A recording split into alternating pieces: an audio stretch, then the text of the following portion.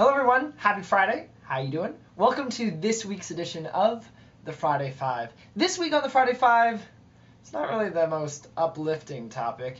You see, when you're traveling and going abroad and whatnot, there's lots of exciting things to think about. Where you're going to go and things you're going to do, etc., etc. But there are a few things that you do need to put some attention to that maybe aren't as fun to talk about. So I want to address some of those things for you today. While I was away on my trip, my grandfather got quite sick and ended up in the hospital. And I had to think in that moment what I would do if he passed away while I was away. So I want to address topics like that. 5 things in this week's Friday Five that you should think about before you go. 5! Right off the top, one of the things you need to think about before you go has to do with death. You can plan pretty much everything that happens on your trip, but what happens back at home and the situation of, say, someone passing away is pretty much out of your control. So, what do you do if that happens? Whether it's a grandparent or a parent, sibling, another relative, or a friend, it's important to really think about what you would do if that scenario were to aspire. So, can you afford to go home? There's some insurance plans that will cover the return flight home, but won't cover the flight going back into your trip. So financially, if you go home, does this mean the end of your trip? Another big thing to think about is, what would that person want you to do? Would they want you to give up the rest of your great experience to go home for that one day? Maybe they would think that no, don't be hassled by them. Stick out the rest of your trip. But then on the flip side, how are you going to feel? Are you going to feel alone because you are trying to deal with this process by yourself and that you didn't get closure? Some interesting stuff to discuss, whether it be with family or friends or just with yourself. 4!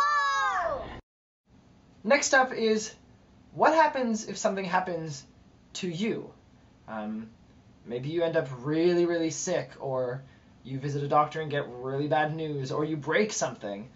It's important to think about what your contingency plan is if something happens to you, because you're the one that's out on this trip. If you can't enjoy it, or you're really sick and can't take care of yourself, you need to decide at what point you need to go home. So I met another traveler, Hannah, who you would have seen earlier in the Thailand videos, and Hannah really buggered up her foot. I won't explain why. But she was on crutches, yet she was that adamant that, she still wanted to enjoy her trip and she knew she could even though she was on crutches. So she went for it. But at what point is it in your best interest to head back home? Something to think about. 3! Now, in the event that something does happen, whether it be at home or with you while you're on your trip, it's important to have contact information so that people can communicate back and forth and get in touch with you in that scenario. So whether it be you check your email every other day, or you check in with home, etc., etc. There's lots of different options of how people can stay communicated, but make sure that you do have some sort of plan with your family and friends back home that they know you're okay and that you can get information from them if need be. Maybe it's also discussing with them that if certain things happen back home, they don't tell you, which some people aren't keen on, but if it's going to ruin the rest of your trip, but isn't a deal breaker, maybe it's best that you don't know. Something to think about. 2! Now this one sort of goes alongside communication and contact, but while you're out there, especially if you're traveling by yourself, it's really important to have multiple access to all of the information you need. So a photocopy of your passport, passwords to emails, your insurance information, contact information for people back home, so that if something happened to you, let's say you are hospitalized and you are in a coma, not good, well, you can't really call home. So you need to have some system set up so that if someone finds you or another traveler that you've met along the way, they can get in touch with your family and friends back home to figure out how to take best care of you. You don't want to end up anywhere and not... What if you get amnesia? I mean, you won't even know who you are. So it's important to have stuff so that other people can help you. And back up that stuff on emails and whatnot with family and friends back home so that if you lose it all, let's say you lose your bag, everything's gone, you can call home and they can supply you with that information so that you can get out of whatever jam you're in. Something to think about. 1. And last but not least, now, I don't know why I say this one for the end, actually, because it's probably the most morbid of all of them. And it's something I did before I went on my trip, and nobody... Well, some people understood it, but for the most part, people were like, that's just weird. But before you go, you should write a will. Your last will of testament.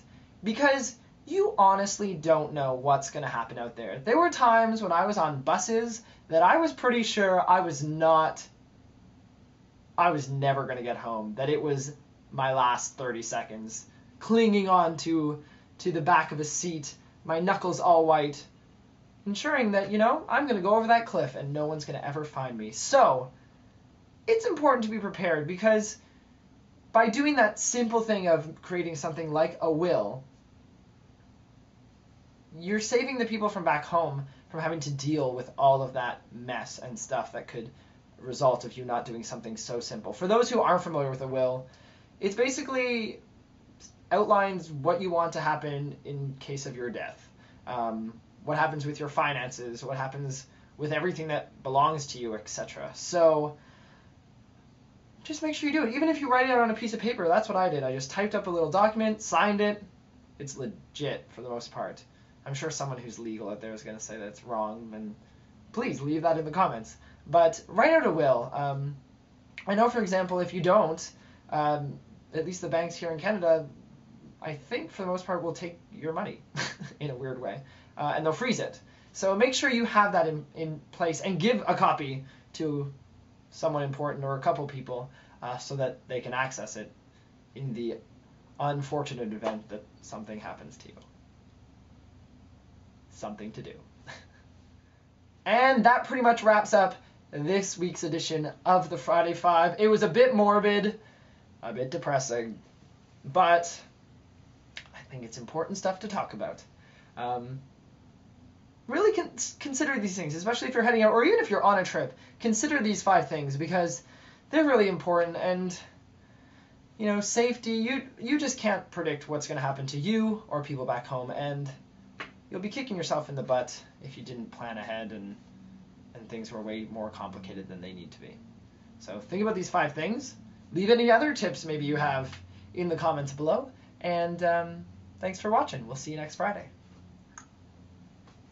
Ciao. 1, 2, 3, 4, 5. 1, 2, 3,